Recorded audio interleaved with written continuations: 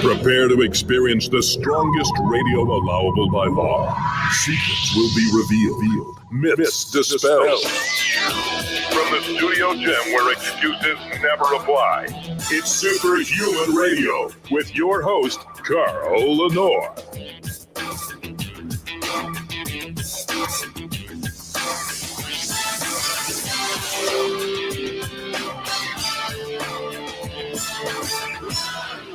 At the end of the day, I'm just a big chimpanzee because when I see my face, I smile. Welcome back to Superhuman Radio. Today is February 9th, 2021, and we have a great show planned for you today. You know, creatine may very well be the most studied ergogenic sports supplement in the world, and my guest will be able to correct me if I'm wrong. Its ability to increase muscles' ability to work longer and harder has been well documented. It also imparts almost immediate gains in muscle size. We'll discuss that phenomenon and why that happens. It turns out that creatine does a lot of other amazing things for health and longevity that, you know, while not as sexy, may actually be much more important than your vain desire to be more muscular. But regardless of why you use creatine, the takeaway of today's show will definitely be that you should be using creatine all the time. And before we get started, of course, I have to thank our title sponsor, and that is Legendary Foods. Legendary Food just introduced a brand new tasty pastry. It's flakier and puffier, kind of like apple turnover type pastry than the original tasty pastry, which is more like a hard Pop-Tart.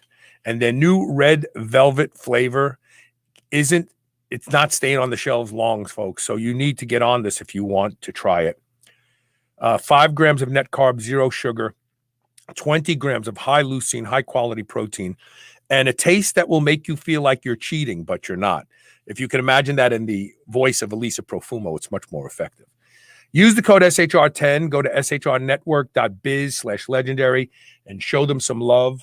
They are our title sponsor. Now, if you don't want to buy them, then win them. We are giving away a lot. We're giving away more than 2 boxes a day right now. Your odds are very good to win a box of tasty pastries. You will probably get either the birthday cake flavor or the red velvet cake flavor. All you have to do is listen during the commercial break. There's a secret word in my voice, hidden between commercial spots. When you hear it, write it down into an email, send it to onair@superhumanradio.net, and you are entered to win your own box of tasty pastries. So don't wait another second. Listen hard during the commercial break. And without further delay, I'll bring my guest on. He's a returning guest to the show, and a guy that I sit down and talk with, Will Brink, for 10 seconds, and I'm like, man, I got to have this guy on the show more often. We share a common bond because we're both from Brooklyn. We both love Brooklyn. And also we both had interesting pasts. At the end of today's show, after we're done talking about creatine, we're going to talk about something that's a little less known about Will Brink. I'm not going to share what it is yet, so you're going to have to tune in and stay with us. So, Will, I am nominating you as the official patron saint of creatine. I appreciate that. No one has studied creatine more, written about creatine more than you, I believe. So that is true. I will say I think you're accurate. I'm generally a pretty humble guy, but I have to give myself the credit there. Yes, I really was the first person to publish articles in the magazines and stuff about the the non-exercise uses of creatine, the medical uses, the anti-aging uses, the longevity uses, which, every time I think I've learned all there is to know about creatine, it just comes up with some new study will come up and blow me away in an area I didn't even think it could have a benefit. And this has been going on for about 30 years. I mean, when I was writing about the benefits of creatine, there was no internet. I know a lot of younger people watching this don't actually remember there was a time minus internet. You remember those days? But Yeah. there was a time without internet. So I've been writing about the benefits of creatine, specifically like let's say the non-athletic parts, the anti-aging benefits, the brain, the brain parts, the mood parts, and like I say, just today, I was reading 3 new studies that just blew my mind. I keep thinking if there's anything new to learn. I know it by now, where there's nothing new under the sun. It just it goes on and on and on. And one of the frustrating things about creatine, for me at least, having been in this game a long time, is it's an old supplement. You'll talk to somebody, average person, you say, what do you, how about creatine? Oh, I know all about creatine. It's good for I use it when I work out. It's good stuff. And that immediately tells me they don't know shit about creatine. Right. And because it's been around a long time, everybody just, creatine. I know all about creatine. And the reality is they don't. I'm actually always blown away by the number of people, even, who use it or use supplements or in the gym, who know so little about the benefits of creatine. I mean, of course, we expect the average person on the street not to know a thing about it. It's according to them, it's a steroid that's bad for your liver, right? Right. Or your average doctor doesn't really know much about creatine. But I'm always amazed by the percentage of people who are in the gym or into health, into eating well, who still really don't know much about creatine. That part sort of always kind of blows me away.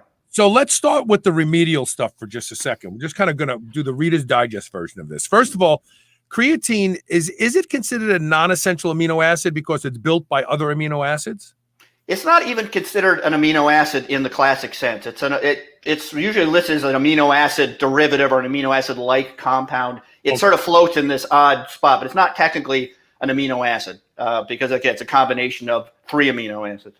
Okay, so with that being said, wow, I guess it could be a short protein peptide if you want to think of it that way. Yeah, no. I don't know if it's even long enough. Yeah, I mean, I don't think it's quite. They have some 3 peptide, They do, but it's not the way the way those amino acids are modified. They're not just amino acids connected by a peptide bond.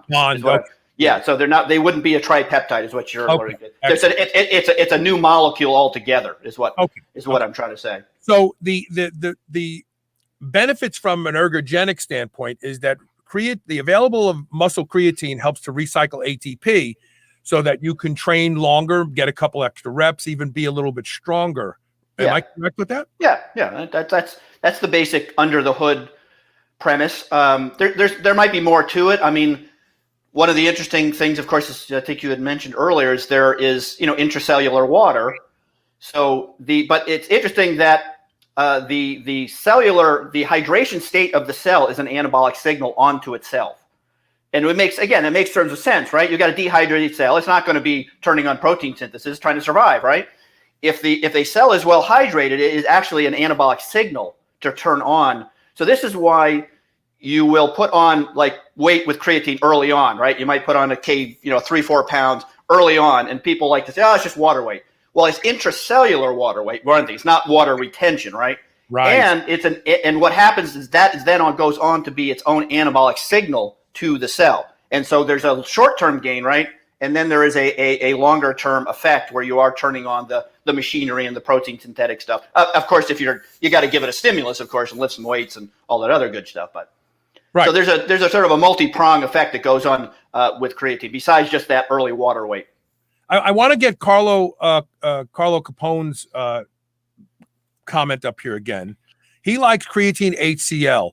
Is there any evidence that any of these other modified forms of creatine are any better than creatine monohydrate? Not a damn bit. So whichever one you like taking, just take it. That's it. Well, no, I'm going to be a little harder on this. Okay. There's a gazillion of them out there, ranging from probably no better but no harm done, if you prefer, you want to spend the money, to a bunch of garbage, complete nonsense. Is less value to creatine. You might use creatine monohydrate. is the one with all the data, period. HCl, for example, I think looks interesting. It, again, has very minimal data. The one study that was done, again, showed it was not superior in any way. It is, of course, it is considerably more expensive. So again, milligram for milligram, which should you take? Creatine hydrochloride at least does not look like a scam. So if you like it, and you don't mind spending the money, go ahead. But there's a long list of them that are straight up bullshit scams you really are wasting money. And I have an article on the Brink Zone called "The Creatine Graveyard," where I say that this bullshit creatines go to die. So if anybody wants to go read up, I have a whole list of the ones that I say are maybe worth using, probably not worth using, and so forth. But no, to date, for the most part, there's no reason. Creatine monohydrate is dirt cheap. It's got all the safety data. It's got all the benefit data. And there really isn't, I haven't seen any reason to use anything else. Until somebody comes up, here's the thing about creatine, right? It's a commodity at this point. It's so cheap. There's really no profit margins on it in any real sense so what companies, need to do, understandably, is look for something else that, sounds wondrous and amazing and new and cutting edge. Right. And and so charge a bunch for it. Creatine really doesn't have the only real drawback to monohydrate is just not very soluble. That's the Achilles heel of creatine monohydrates is poor solubility. And so something like hydrochloride has better solubility. But again, from an absorption standpoint, what I tell people to do is something I started doing, telling people 20 years ago or so, is just pre-dissolve it in hot liquids. Yeah, so coffee. Coffee. Well, there you go. We haven't even gotten there. I got to correct somebody. So Robert Thompson is a big fan of yours, and he said bomb-proof coffee, yes, but the reality is that the name has changed. And I'm going to put the website up here because it'll be available for sale very shortly, alphajoecoffee.com. Yep. Takes your coffee to an 11. Yeah, so I'm having some right here. Yeah. So there you go. That's the new product, and that's where you'll be able to get it very shortly. He's waiting for a shipment of creatine, of all things, so that they can fire up the press and produce the product. And the other, of course, topic we could get into a little bit is talking about the sources of creatine monohydrate. I mean, there's only two places left in the world where creatine monohydrate is made, and that's China and Germany. And back in the day, again, there was a bunch of manufacturers. There was Fansteel, and there was one at Italy, and there was some American. But over time, basically, the Chinese have put everybody out of the business. It's a commodity item. You can't make any money on creatine monohydrate. That's the beauty of it. Walter Ebman said, and plus it's cheap as dirt. He's absolutely right. Yeah. But it works. It works magically. I've taken creatine for probably over 20 years. I take off every now and then kick it back in. So before we start talking about some of the science you've blogged about, and I'll get to everybody else's comments. Everybody wants to talk to Will, so sit tight. I'll make sure all of you get a minute. Those of you who are listening to the show that are vegans or no vegans, this is a really, really, really important show for you. Because if you're vegan, you get zero creatine in your diet. None. The only sources of creatine are animal sources. And correct me if I'm wrong. Mm-hmm. Tuna and pork, top of the list for creatine per pound of muscle meat. Beef is in there, turkey's in there, but tuna and pork have the highest levels of creatine. No, it's not tuna. Of course, I'm going to. Oh, gee, I'm forgetting the fish. Maybe somebody watching this will remember. It's the problem. It's a really terrible tasting fish that nobody would want to eat every day. Right. Of course, I'm blanking on. But it's not tuna. It's a different fish. Okay. It's a really smelly fish. But it as far as dietary is concerned, it comes from animal. You can make it yourself, of course. Otherwise, if you're reliant on it completely from your diet, you'd die. So you can produce it yourself. But as you said, vegans are notoriously low in tissue creatine levels. This is, I don't know what the cause is, but a lot of people don't like to talk about this in the vegan world. But there's also a lot of studies showing that vegetarians, but vegans especially, suffer from a lot more mood disorders, depression, and so forth. Now, chicken or the egg, we don't know. However, there is also really good data showing that creatine levels are correlated with mood and depression. And I also have articles and studies about that on Brink Zone. And there are actual studies feeding people creatine, and they do find benefits in mood. So is that one reason that vegans and vegetarians have greater levels of I would of say it's suppression. one of. I don't. I would say it's one of, because Well, exactly. there's a lot of nutrient deficiencies if you're a vegan Yeah. and you're not supplementing. But Exactly. Yeah. but I'm wondering if that's one of them at least. Yeah. Magnesium, omega-3 B12. fatty acids, B12, carnosine. Yeah, it goes on and on and on. And now the vegans will argue with you. No, we get omega-3 fatty acids and linolenic acid. No, only the triglyceride bound from fish are actually the ones that work. Just for the record, just so you know. Well, the other problem, of course, is the conversion rates of linoleic acid. LNA and LA are very, very poor. They're like 1 to 2%. Women are a little better. As you get older, it gets worse, and yada yada yada. So yeah, you'd have to eat a lot of LNA and stuff to get a high amount of actual fish oils, quote unquote fish oils. I mean, we call them fish oils, but they're DHA and EPA basically. Right. So they're the dehydrogenated version of LNA. So let's start off with one of your articles. The title intrigued everybody who looked at it. It was about a baby was saved by using creatine monohydrate. Talk about. That's an absolute fact, man. I know it sounds like melodramatic, and people go, "Oh, it's a baby on the mirror," or the kid fell out of the tree and you say, the fireman caught him.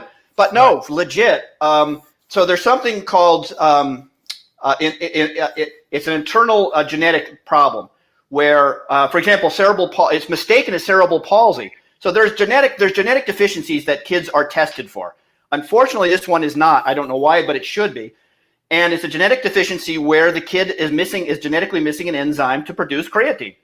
It's that simple, and it's mistaken. It's misdiagnosed as cerebral palsy, which is a horrible. Here's something that can completely cure this kid. It's called an internal error of metabolism, and it's a simple test. It's one that should be added in with all the other tests that they have for infants that come out just to make sure they don't have it. It's not that common. But I mean, imagine, you got some kid who gets diagnosed as cerebral palsy who's going to have a miserable life, and he can be saved. I mean, he can be saved by a dirt cheap supplement. So yeah, legitimately, kids can be and are saved by a simple test that tests for this genetic deficiency where they can produce creatine, and if they have it, all they got to do is feed them creatine. Effing miraculous cure. Done. Right. And that's about as perfect a scenario as you can ask for, right? And talk about it. This is basically a nutrient deficiency. So it just goes to show you how important creatine actually is. Well, creatine, I mean, again, for brain function, for especially young brains, but for brain function, no creatine, you're going to die. I mean, basically it looks like cerebral palsy and the kid dies a miserable, slow death because his brain cannot produce creatine. So the second part of that article was a paper. When we started, I was saying we just had some papers just came out that I really amazed me. And one that just came out was actually found that creatine status is also correlated with fertility in women, the quality of birth, that is the birth problems coming out of for the baby. There's something called hypoxia. What happens is the baby's brain gets starved for oxygen under certain conditions, and the creatine levels, because creatine is very neuroprotective, especially in hypoxic states.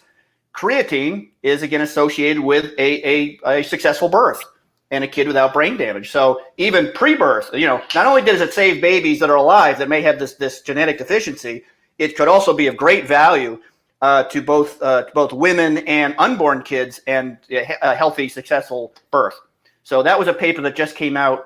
Which what I tend to do is I'll take like an older post and update it versus writing a new one. So I like to just the creatine saves baby one I updated. That was an older one, which I updated with that new paper, and that's how I sort of like to just build them up. So yeah, creatine can save babies. Talking about neuroprotection. So my mom, when she was alive, she had a stroke. This was about, I think I was doing the show already. So it was about 15, 16 years ago, maybe around there. Yeah. And I went out to take care of her. She couldn't talk. She had some a facial paralysis that was typical of a stroke.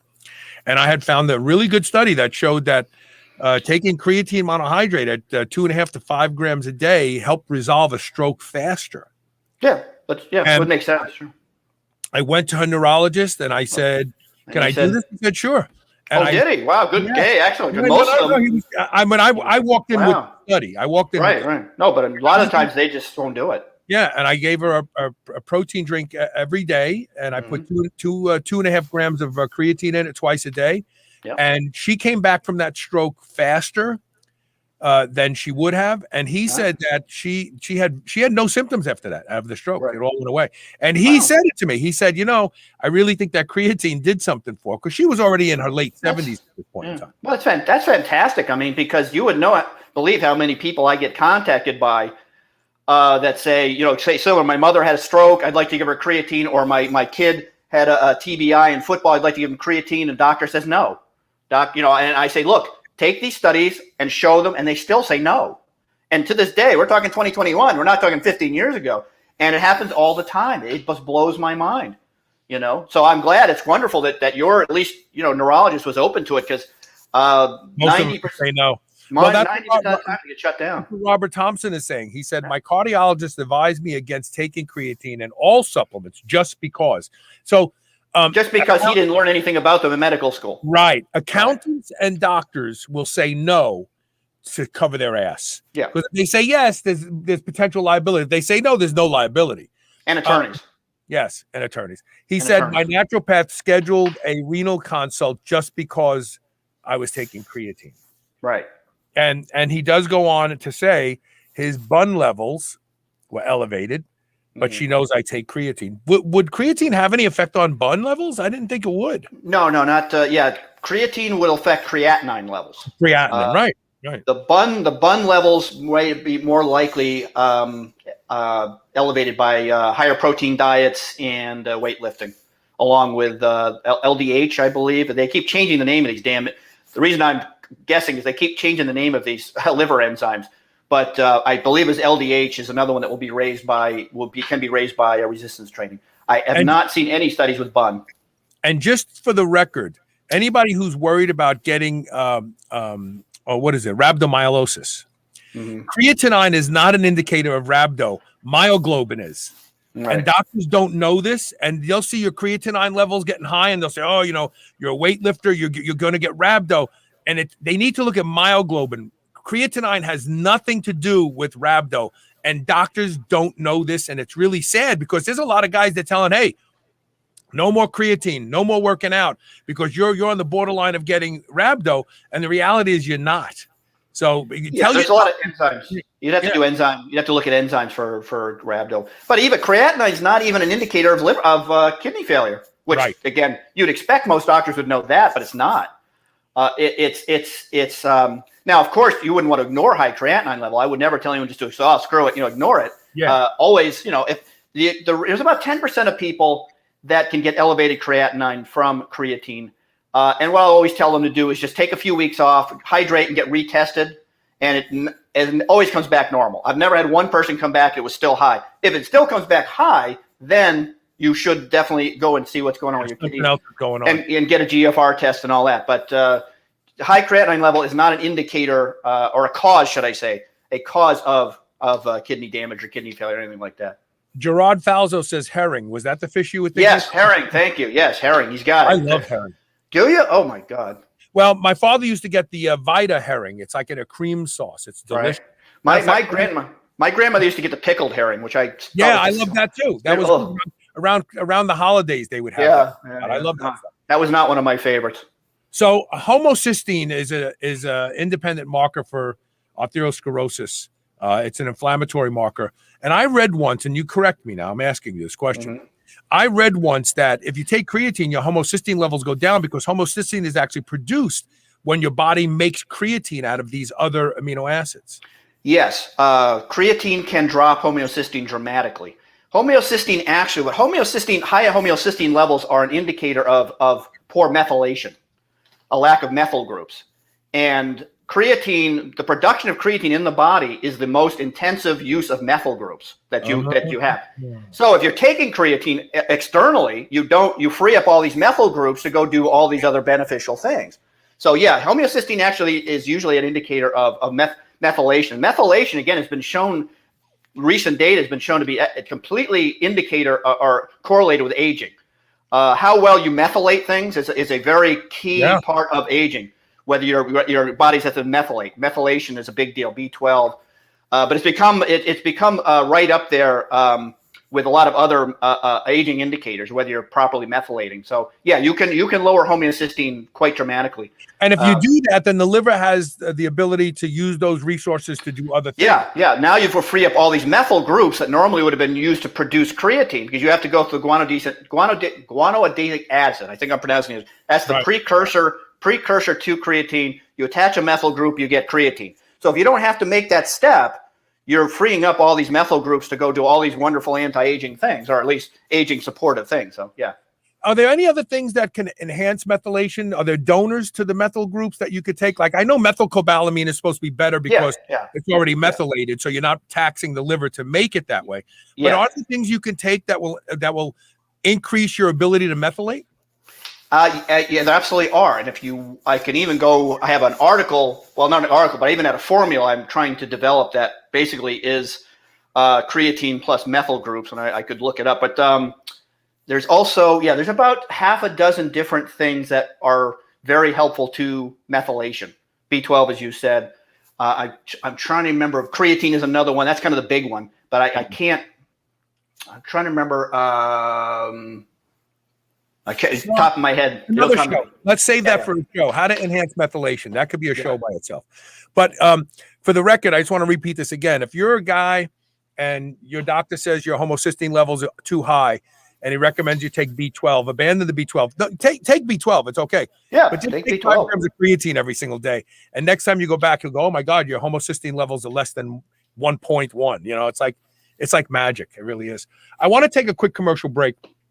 When we come back, I'd like to have you tell us what other new and exciting things you've learned about creatine lately that are ideally suited for a healthy aging of adults. How's that? Well, and I'll have the list of methylators up too by the time we come back. So I'll pull those up, because of course I want to get back to it. One thing about aging, as you know, Carl, no matter how much neuro stuff you take, your recall just is not what it used to be. I used to be a walking computer of pulling up studies, authors, when the study was published, so on and so forth. And it's definitely not that speedy recall is not what it was. So it's interesting you say that. Make sure we talk about this on the other side of the break, okay? Yeah. Okay, stay tuned. We'll be right back with more Will Brink. Stay tuned.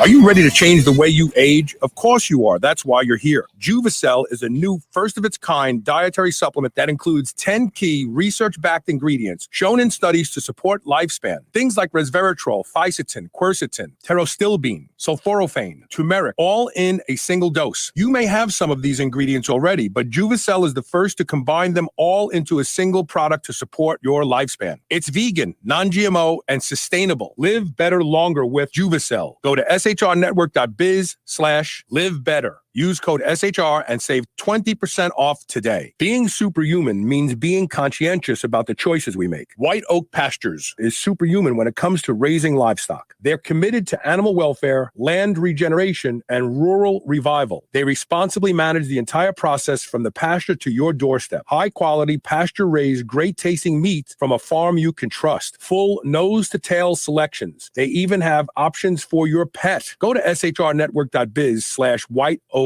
and use code SHR20 to save 20% off your entire first order. TaylorMade Health is focused on making sure you're able to perform and look your best. They are a leader in game-changing supplements and cosmetic products. Whether you want to increase strength, expedite recovery, facilitate soft tissue repair, or reduce deep wrinkles, TaylorMade Health has you covered. TaylorMade Health is also the home to Dr. Seed's products such as BPC, BPC Plus, and the Chill Pill. All of my listeners can now get 20% off their first order with code TRY20. That's TRY20. This code can even be used on subscription orders. Visit shrnetwork.biz/try20 today and use code TRY20 for 20% off your first order.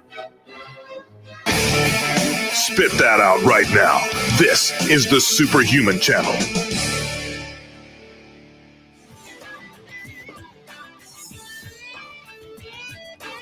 Did you notice how short the commercial was? Yes.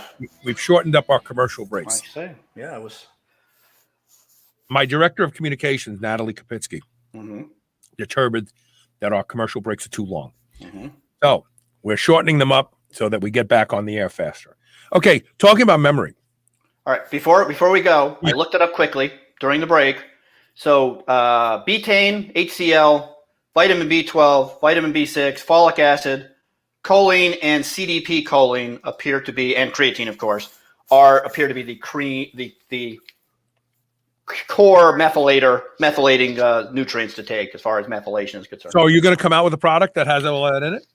Yes, and I have one other. It's not a secret ingredient, but I have one ingredient I haven't mentioned that will increase brain creatine. It's important to note that the brain, typically because of the blood-brain barrier, is very resistant to allowing things through, and creatine's another one of them. Creatine, the normal doses we take in our 3 to 5 grams per day, doesn't raise brain creatine as much as we'd like. It seems to take, you need more, about 10 grams or so, to really bring the body tissue saturate at that 3 to 5 grams, but brain creatine does not get elevated as much as we'd like. And I'm after I come out with Alpha Joe, maybe the next product. I'm talking to a company right now that's interested in it, but it's difficult. I do consulting work and R&D for different companies, and it's harder and harder these days to get good products. So, which is again one reason I decided to come out with my own damn formula at this point. But yes, that would be in my basic methylating product. Does creatine have an effect directly on mTOR? It's a good question. I'm trying to think. I don't think directly it does. I mean, I believe indirectly it does because you work out harder, or you increase protein synthetic rates, and so forth. But that's a good question, which I probably should look into. I haven't, to be honest with you, as important as creatine is in terms of things like mTOR and protein synthetic rates, I actually spend most of my time, again, looking at the anti-aging aspects of it. It's like, so I guess sort of in that, can it gain muscle, lose? I already know it makes muscle. I already know it's good for sarcopenia, all that. So to me, that's kind of like, okay, it does this thing. I know it does this thing. And now I'm more interested in these other things that I'm still trying to, elucidate, i.e. mood and anti-aging and brain health. So I actually haven't looked into that one, but it's a good question. The reason I asked you is we did a show 3 weeks ago, and one of the things that kind of was discussed in the show that I didn't know was that mTOR is responsible for memory formation. So memories are basically folded proteins, like peptides, if you will. Mm-hmm. And so when you make a memory, this protein has a syntax, and it has, it has different amino acids in different places, and has a meaning, and that's put away in your brain. Mm-hmm. When you recall a memory, you're basically taking that protein out of where it was, you're unfolding it, you're reading it, mm-hmm. but then it requires mTOR to refold it and put it back. Interesting. And so, there's this whole crush mTOR because it ages you faster bullshit going on today. Mm-hmm. And look, I take rapamycin once a week, 6 milligrams once a week. Right. But I am not like a metformin guy. I'm not like somebody who would just want, I got to stop doing anything that turns on mTOR because I'm going to live forever. Because it not only will you not live forever, but you'll be crippled the longer you live. Yeah. And more importantly, you're gonna end up with problems with your memory.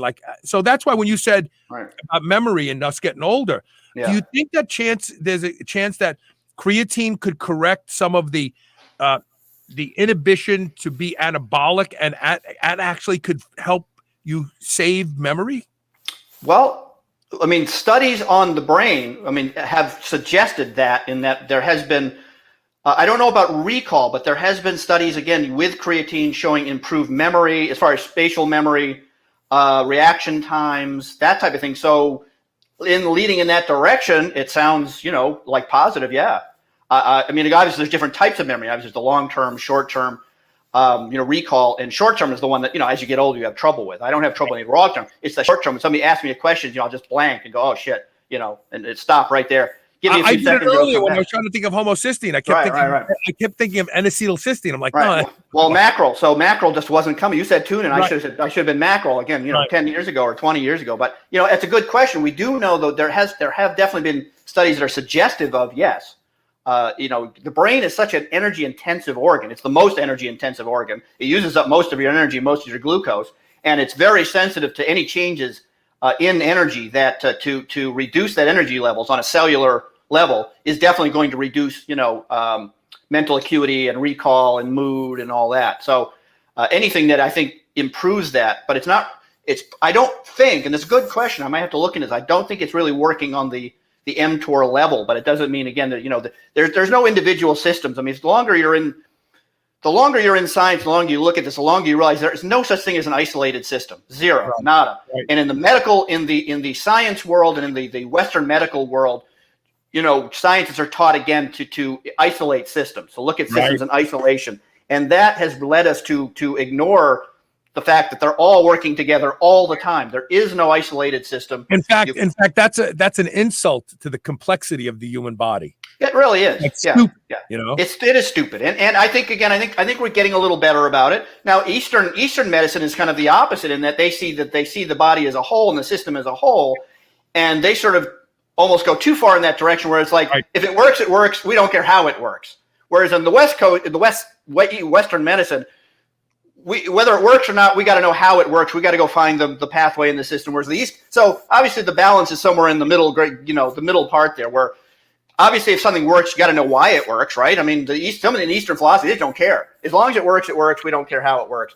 So I'm sort of in the middle there. If something works, I want to know how it works, and because that I can actually maybe make it work better.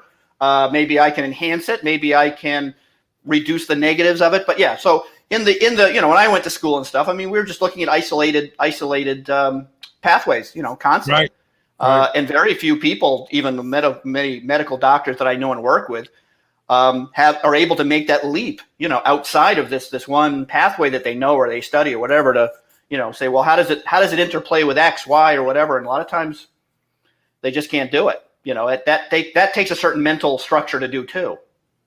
When you and I were young bodybuilder types, we used to take our creatine with some dextrose, generally like 60 to 80 grams of dextrose, maybe 40 to 60 grams of whey protein, and 100 to 200 milligrams of R-alpha lipoic acid.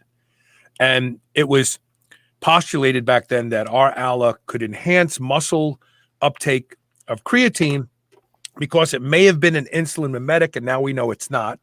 It's more of a glucose clearing disposal effect more than anything else. Yeah, I think it's a CD4. I think it improves CD4 uptake.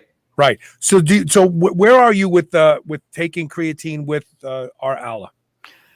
I think it's still worth doing. I actually was just seeing. The funny thing about ALA is that the data, again, sort of has been around for a long time. It'll be data that makes the stuff look like miracle stuff, and then it sort of fades away for a while.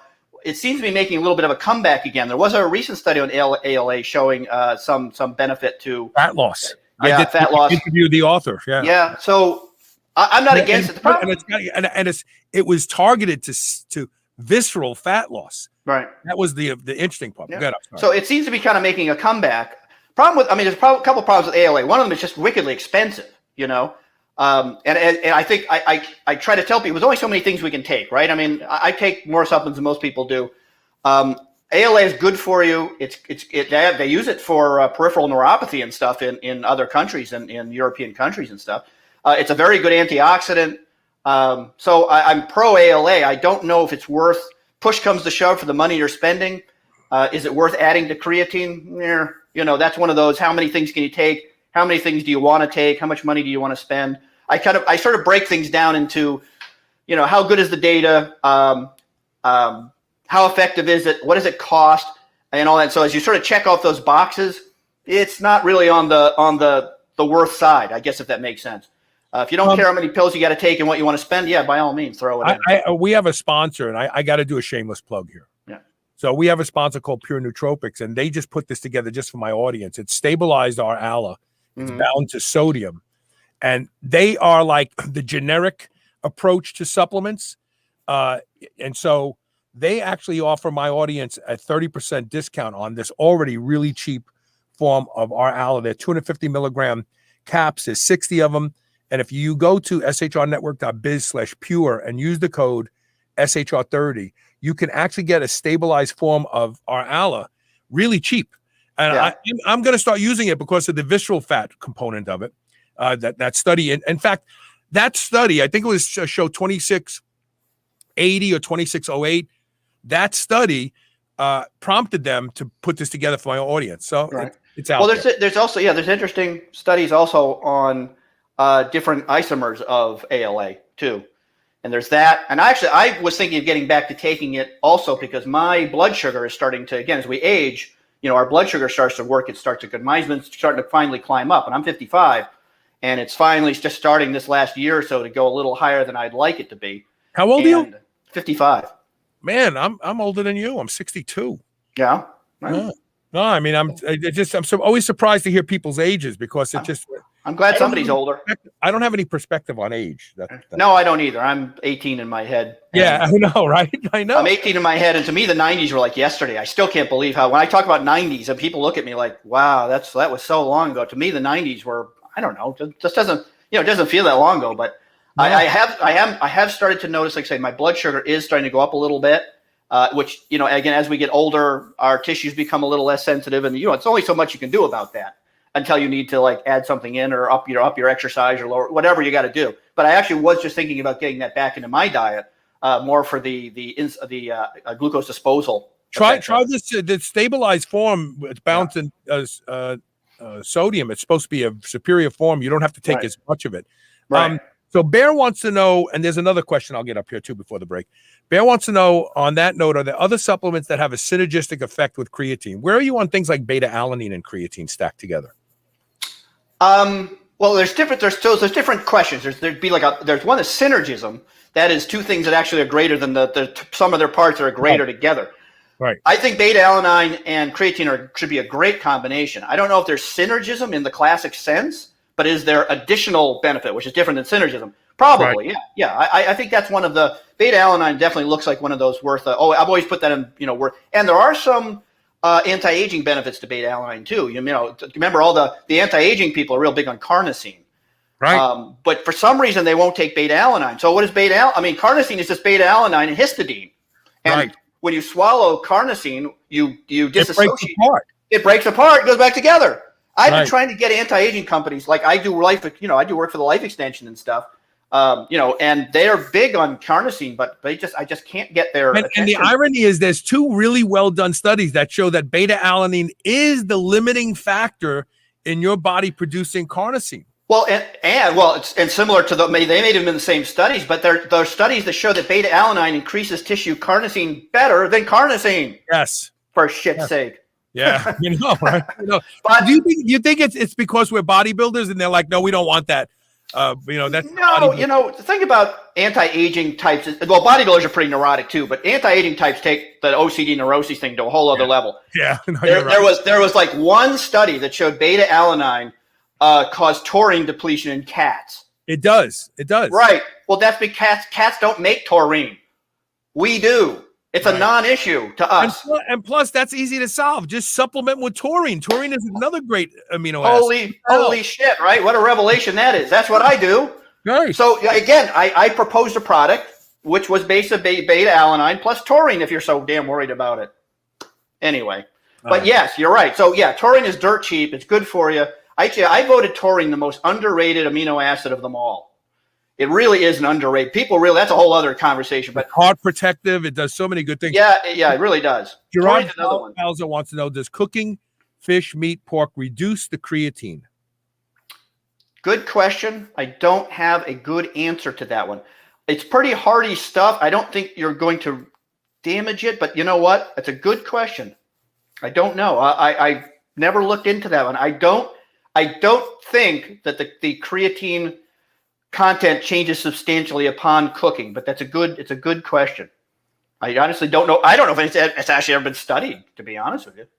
And I guess I have to say the reason I'm not that interested, I don't have a great answer, is because in my view, supplement. So don't worry about it. I mean, so like again, we can only look at and worry about so much stuff, And so whatever I can put away and not worry about and overtake my brain on stuff, is like.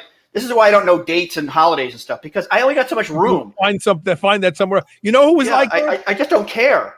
Einstein. He couldn't remember his own phone number. And people used to joke with him, you're the smartest man in the world. You can't remember your. He says, because I can find it in a book somewhere. I didn't know my own mother's birthday nor my own father's birthday. I've been reminded of my own birthday on my birthday. Right. And so on and so forth. I don't give a shit about dates. I mean, so to me, I can only, I only want to fill my brain with so much stuff. And so like I say, so that question to me, to get the amount of beef and herring and lamb and stuff you got to eat every day to get 3 to 5 grams of creatine is a lot. I could do the calculations, but it's more than you want to eat. Hence, right. It's dirt cheap, it's safe, supplement, move on with other stuff to worry about. That would be my answer to that question. Right. I hope it doesn't offend anybody, but that would be the way to answer that question, Let's take a quick commercial break. We'll be right back with more. Stay tuned. Share the show, please. Also, share our shows. You help people, especially vegans. Stay tuned. Especially vegans.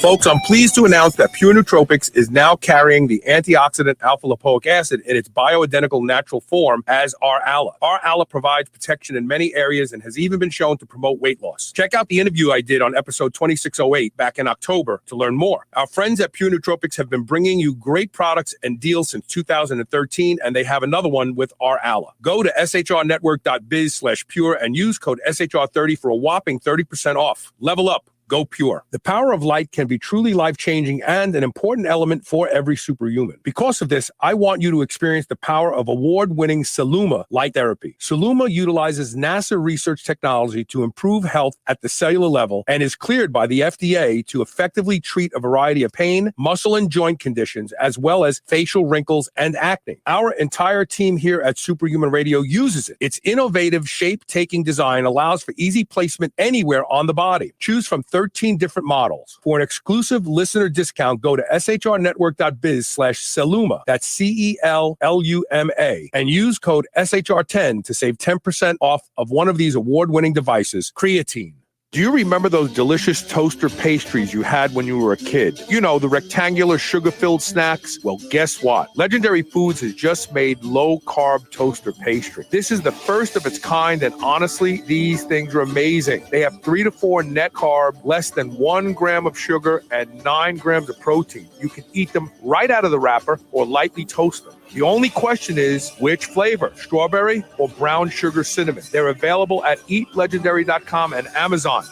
This is the Superhuman Channel, where brawn and brains finally meet.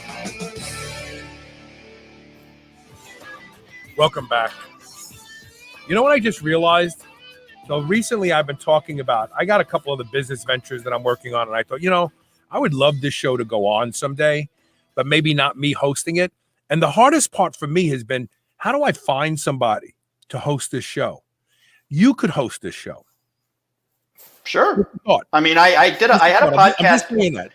I did a podcast myself. Was some years ago, and I did about 10 of them, I have to say. And the problem, of course, is just, especially back then, it's just a lot of work. I mean, I enjoyed it. I had some good shows. And I enjoyed the process. It was a lot of damn work. As anything, as like doing what we're doing now, it takes a lot of prep, and so this might be the hour we're doing the show or whatever, but as it does take a lot of prep. And once I start getting a couple of the projects I need to get out of the way, one of them is Alpha Joe Coffee. Another one is if the 2020 and 2021, my 2 focuses were to get my fiction stuff off the ground, which is doing really well. Right. Because I do fiction. A lot of people don't know that. And Alpha Joe Coffee. And so once those 2 are kind of like doing their own thing, I will be open to other projects and doing other things. Yeah. Yeah, no, absolutely. So Gerard Falzo wants to know creatine before or after workouts, right? We always told to take it after workouts because but that's not true, is it? No, it doesn't. It doesn't matter. Creatine, there's nothing to creatine has a chronic effect. It's a tissue level effect. So once you've gotten to the tissue levels, timing doesn't matter. Jose Antonio did a small study that found that taking it after workouts was just marginally better. I mean, just like a point above statistical significance. But for the most part, I mean, that's the surprise. Just you might as well take it then anyway. If you're going to take it during the day, put it in your protein drink. But as far as effect, it doesn't matter. Like I say, creatine is not like a stimulant. It doesn't do anything at a window you take it. Creatine is a chronic effect of increasing tissue creatine levels, so that effect is the same whenever you take it. Although when I do use it in coffee, which I do, and I have to be honest, I learned this from you a long time ago. Right. You started talking about putting creatine in coffee years ago. Yeah, but 10 years plus I've been giving away this formula to people, which ended up being Alpha Joe, or ended up being Bomb Proof, which is now Alpha Joe. Right. And so I started putting creatine in my coffee. Now, maybe it is just a placebo, but I feel like it definitely has a brain effect when you combine it with a little caffeine. Am I wrong about that? Well, again, the data isn't there. To put on my scientist brain, I'm going to say the studies specific to combining them is not there, but it makes perfect sense. Hence why I put it in my own formula, that there's definitely cognitive effects of creatine. That we have good studies on. Again, whether there's a combined effect of the two or a synergistic effect, I don't know. There is a synergistic effect of caffeine plus cocoa, which is in my formula. They're actually more effective together than they are separately, is what do we mean by synergism. But yeah, it makes perfect sense to me. You would put it in your coffee. You're going to get a bit of an elevated mood. Let's focus on the mood and brain effects to wrap up this portion of the interview. And then later, Will's going to share some things with us that he's really never shared with anybody else. And I'm excited to talk to him about this. So I remember the military did a study. They took some soldiers that had to work an overnight, and they gave one group a placebo and one group they gave 5 grams of creatine.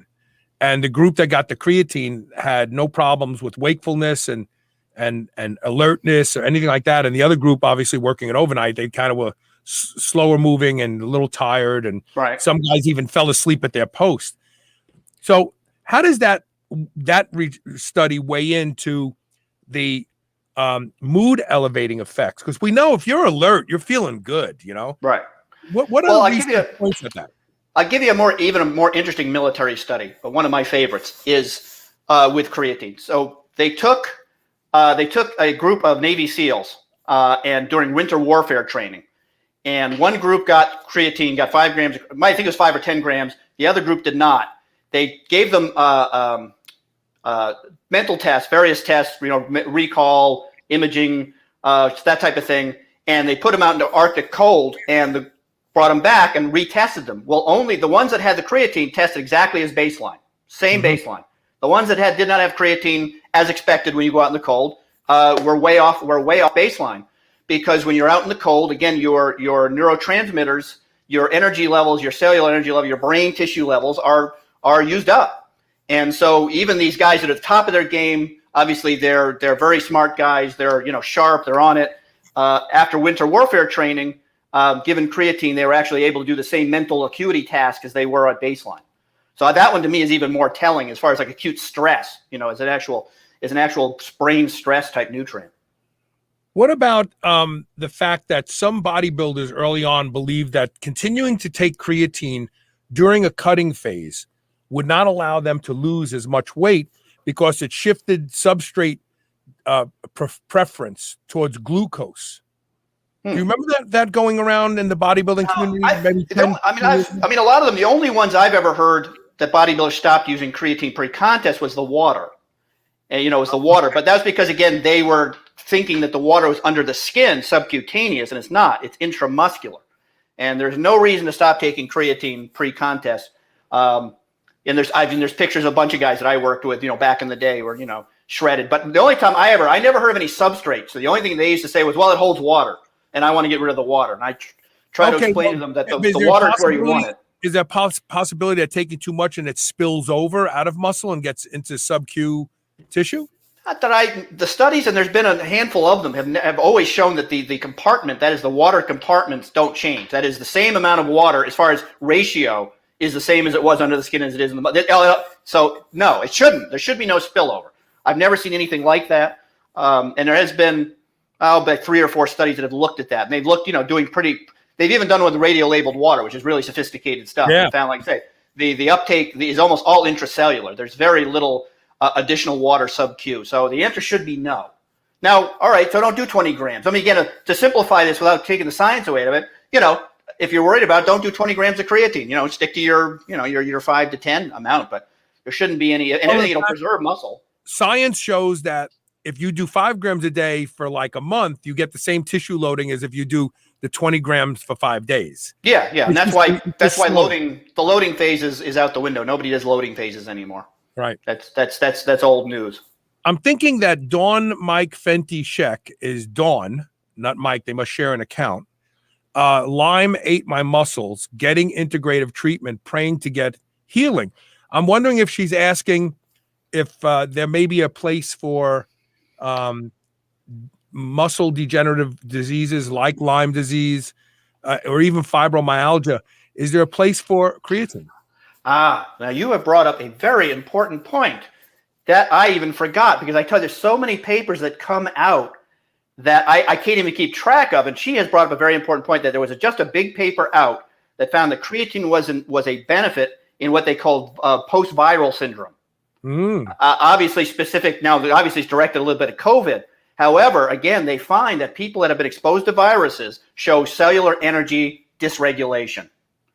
And whatever that may be, whatever virus that may be. And so that's a really good point. I posted that paper on my Facebook page. So the answer is probably yes. It does appear to be a benefit in what they say. There's a general syndrome, a post-viral syndrome. I mean, a lot of people have experienced this, right? You've had the flu or whatever, and all the acute symptoms may be gone, but for months, you're just dragging. You're just tired and dragging. And that is what maybe, now for some people, that never goes away. And that's that brain fog, that's tiredness, that's slowness. Now, and Lyme disease is famous for that. As of course, some of them, fibromyalgia is another one. They're not sure if fibromyalgia is a viral, comes from viral exposure, but there's theories on that. But yes, creatine could be and should be of considerable benefit to what they call, post-viral syndrome. And if you're just, chronic fatigue is another one. Nobody knows where it comes from. One of the main theories of chronic fatigue is that it's a viral. You've been exposed to a virus at some point. And they do find like Epstein-Barr and stuff is very common to show up with people with chronic fatigue. So, yeah, great question. And like I said, I'm glad you brought it up, because that's another paper I had just completely forgotten about that I just read that just blew my mind. So the mitochondria is exciting. We're learning more and more about it. Yeah. Does creatine do anything beneficial to mitochondria?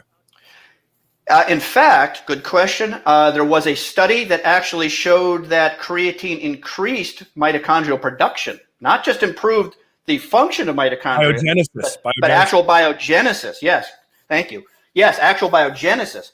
Now, the thing is, when you look at all these different systems, aging, brain health, mood, under the hood, I mean, what is the common denominator under all this? It's as you're saying, it's something called cellular energetics. Basically, the energy flux, it's called energy flux, the cellular energetics, the energy status of a cell, all of them, is the key. I mean, that's like the bottom line to whether we get healthy, whether we feel good, whether we get ill or not. And if a cell is, we're just a bundle of cells, right? So if a cell is not producing energy or is putting out the electron transfer chain, which basically moves electrons, is in that mitochondrial thing. And everything at the end of the day, if I was to narrow it down to one thing, that's sort of the common denominator, all this is cellular energetics. And that's a big area of study. And as you said, mitochondrial health, there's something called, as we get old, there's mitochondrial leakage, again, where the mitochondria leaks electrons, it can't contain them. And so what that does is, obviously the cell is not functioning, and it dies, it goes apoptosis. It becomes a senescent cell. Senescent cell. There's a whole other conversation. Yeah, senescence. I'm big on that one. It's the whole anti-aging thing is something I've been looking into because I'm getting older. Yeah, so, yeah. Our focuses have changed, haven't they? Yeah. So I've taken cellular senescent meds. I've tried that. In fact, you're supposed to do them every 6 months. Discitinib and quercetin. I take quercetin, ficillin, and that. We have a sponsor that has a nice product. Yeah. But there's a drug that you combine with it called discitinib, which is actually a cancer drug. Well, yeah, it's a chemo, right? Yeah, but you do it once. I pronounce it disatinib, but yeah. Well, you might be right. Yeah. But anyway, you're supposed to do that every 6 months. But yeah, so back to our question. You said so there may be senescent cells. They may go apoptotic. Of course, then there's of course possible links to cancer. So yeah, absolutely. And under the hood, I think those nutrients that either support the mitochondria cellular respiration or stabilize it, because again, there's also a lot of issues where, again, that proton leakage, it's called electron leakage, is a big deal. But yeah, creatine is an absolutely key, maybe the key nutrient as far as biogenesis, as far as cellular energy levels, that type of thing. Yeah. This is so fascinating. So before we take this break, I want people to stay with me because Will is going to share some stories that he really hasn't told anybody before. And excuse me. And it arose from a discussion we had before the show. And I said, do people know this story? And he says, no, not really. So we're going to share a little bit. The other thing I want to say is, if you are listening to this show right now, regardless of when it is, 2 weeks after the show, and you want to see more of Will Brink on Superhuman Radio, email me at onair@superhumanradio.net, and I will give you a free box of tasty pastries from Legendary Foods. Do I get a free box? Yeah, you'll get a free box too. I want a free box. Well, you have to email me and tell me if you should be back on the show. All right, I'll do it. All right, so there you go. This is an easy one. I want to know, do you want Will back on the show? And if you regardless of whether you say yes or no, I will send you a free box. I want to see the emails that say no, but send me a free box. Yeah, that's what I have to say. Say no, but send me a free box. And if you want to read, yeah, I'll give you those so you can put a hit on them. And if you want to check out more of what Will is thinking about and writing about, go to brinkzone.com today. And keep an eye out at the website alphajoecoffee.com for the single best coffee you'll ever have. Take your coffee to an 11 with Alpha Joe Coffee. We'll be right back with more Superhuman Radio. Stick around.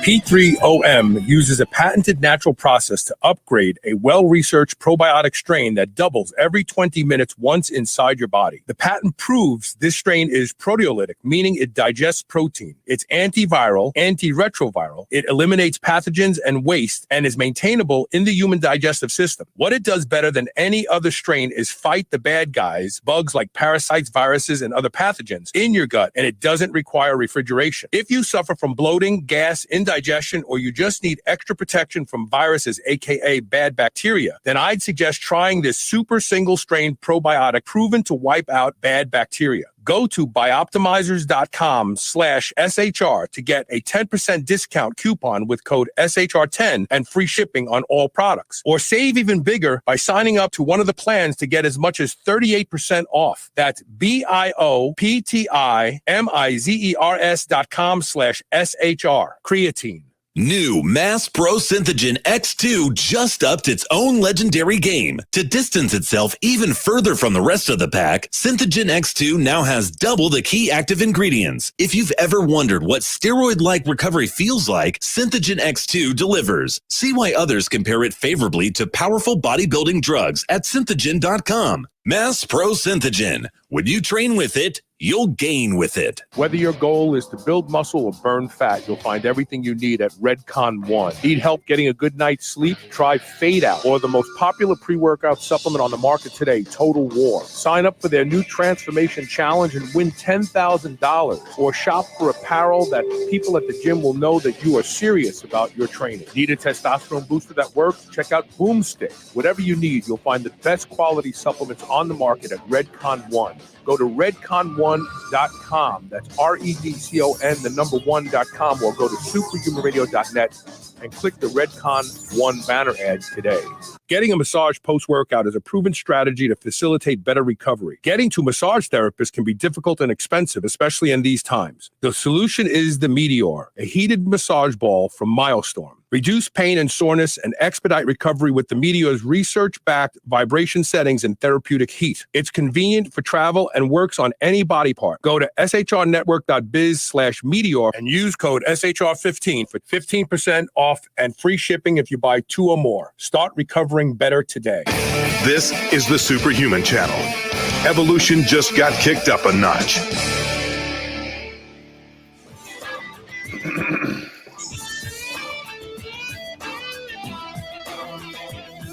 Welcome back. I don't know if you saw the commercial placard, but I love this thing. This is my Myostorm Meteor. It's a massage ball. It's heated. Right. It has 3 different levels of vibration. So I use it for everything. I don't know if you hear that. I use it on the back of my neck. I use it on sore muscles, but I gave myself a testosterone injection last week, and I went a little too far towards the knee on the quad. Right. And because I put 2 cc's in, it was a lot for that small muscle area. Well, I had pain and soreness for 2 days, and then I thought to myself, I wonder if this would work. I put this thing on it with the heat, and I just rolled it around on my naked leg for a while, and then next morning the pain was gone. And I like the heat part especially. That's a big one. Yeah. It's one that this is the greatest invention in the world. I take it with me wherever I go. I put it in the crook of my back. It wakes me up. I put it on the top of my head right before a show, and the vibration kind of. How does do you have to heat it up, or do you push a battery, or what's? No. It's got a vibration setting, right, and then it's got a heat setting. You just turn it on, and it gets hot.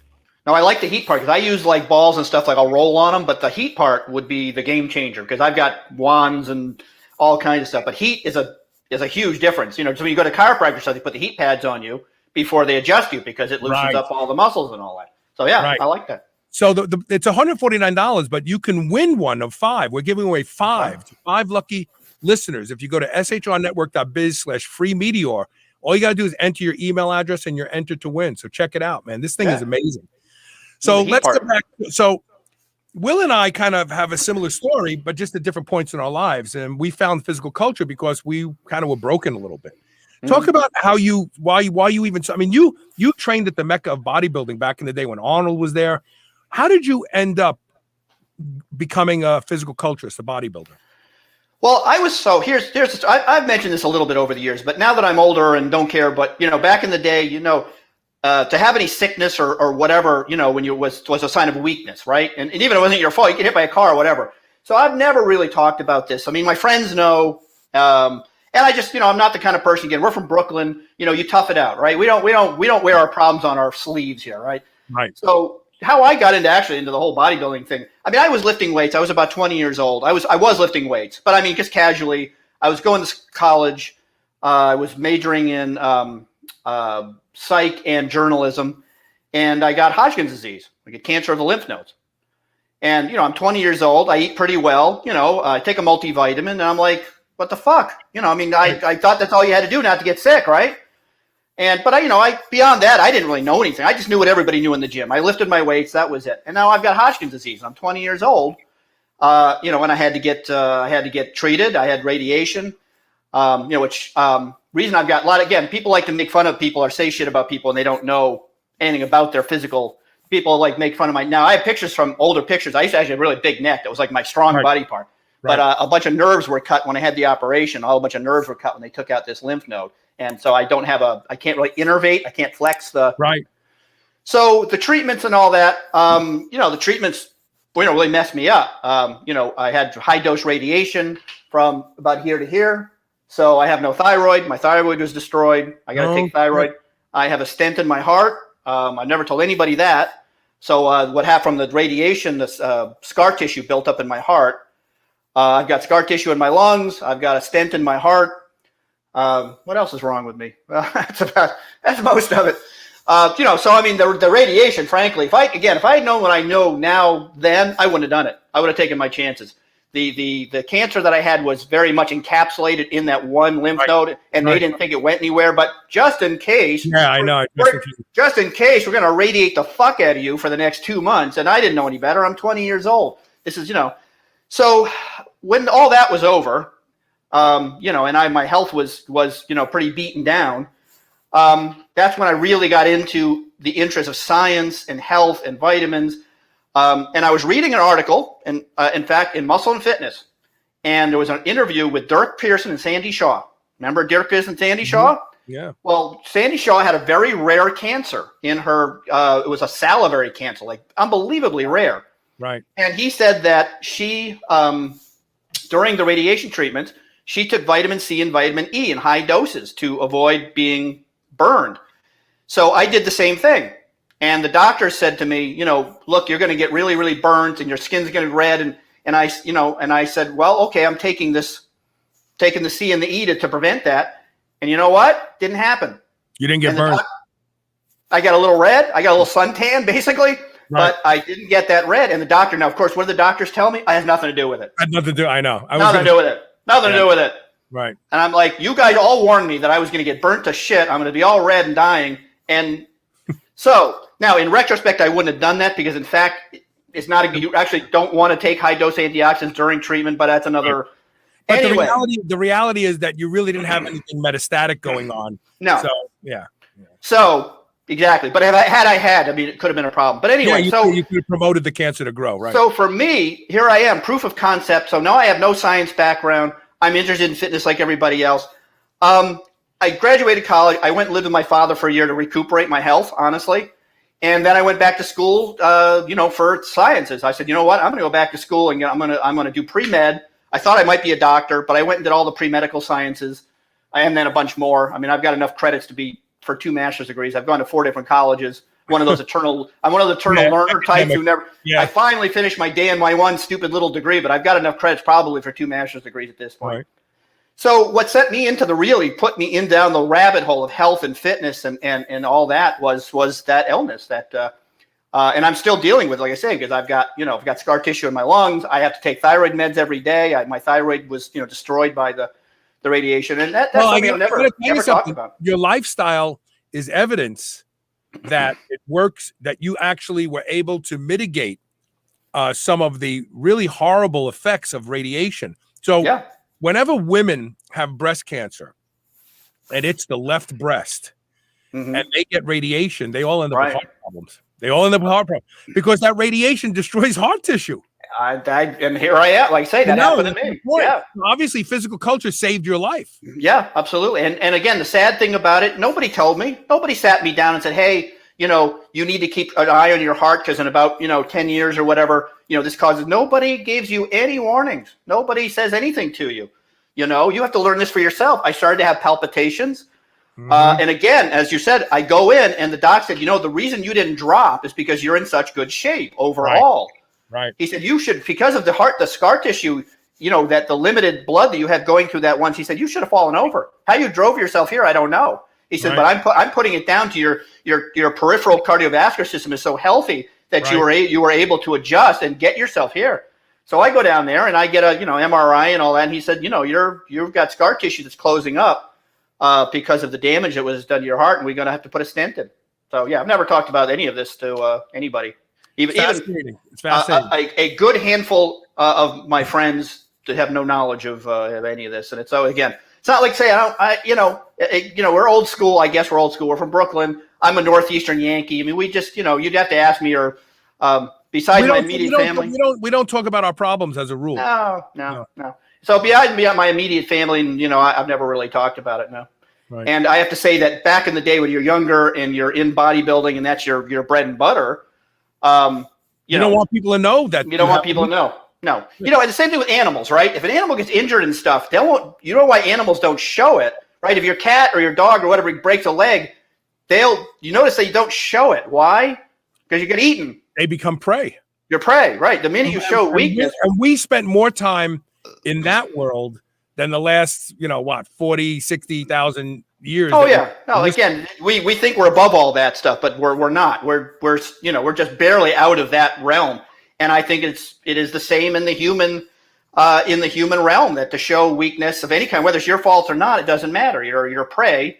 Look what people used to do back in the days. If they had a sickly child, they would hide them because they thought that it would cast a shadow on all of the family, that there was weakness and frailty in the family. It did, or they kill them. Or whatever. They used to throw them up, way back even they used to throw them right off a cliff. But having a kid with any sort of disease that was not their fault was a sign of weakness, poor family bringing. So these are things I never really talked about. But when people ask me what got you into the health and fitness, what made you so interested in that, that's what changed my entire life. I lifted weights, but that probably would help me. But I would have gone on to probably be, I don't know, a journalist or whatever, at the time. Right. That's why I went down that rabbit hole. You can visit the Brink Zone at brinkzone.com to read all of the amazing things that Will writes about. And you can keep an eye out at alphajoecoffee.com. Take your coffee to an 11. It will be released shortly, so keep an eye on that. And if you want more Will Brink on Superhuman Radio, I'll have him on more often. We'll do interviews. He's got fascinating stuff to talk about. He's a wealth of knowledge, highly respected. I'll have him back on, but you got to make it happen. You have to email me at onair@superhumanradio.net and say you want more Will Brink, and I'll even reward you for taking the time to email me, and I'll send you a free box of tasty pastries. Can't guarantee the flavor, but I'll send you a free box. So that's it. That's it for today's show. Will, thanks for being here today, brother. Thanks, Carl. We'll Good time, man. And that's it for me. I'll see everybody tomorrow with more Superhuman Radio. Oh, Eddie Gallagher is going to be on the end of this month. Eddie Gallagher, the Navy SEAL. The SEAL, right? Okay, I was going to say, is that okay? Yeah, absolutely. Yeah. So Eddie Gallagher, Eddie Gallagher's coming on. We're going to talk. Excellent. He's going to do an episode of Fathers and Sons. Mhm. I got his new brass knuckles. I bought them. See, I have a carrier's permit, so I can carry them. It's a Knuckle dusters. Remember, that's what we call them in Brooklyn. Yeah. Knuckle dusters. I had a pair that I bought in Easy Rider magazine, but then Right. my son, when he was about 12 or 13 years old, he took them out to show a friend and somebody clipped them. Mhm. But I don't know if you can see what the back of the knuckles say. I can't read it. They say, fuck around and find out. All right. But he's an Eddie Gallagher original brass knuckle, and he'll be on this month. You better be careful of that cancel culture, Carl, talking that honesty these days. Listen, I'm not a popular guy to begin with. So they can't take much away from me. If I lose two, who am I going to lose? I'm not Mark Bell. I'm not, Dave Asprey. I don't have that audience. So I don't have to worry about it. All right, look, we'll see everybody tomorrow with more Superhuman Radio. Thank you for being here. Take care, Will. Talk to you later. Everybody.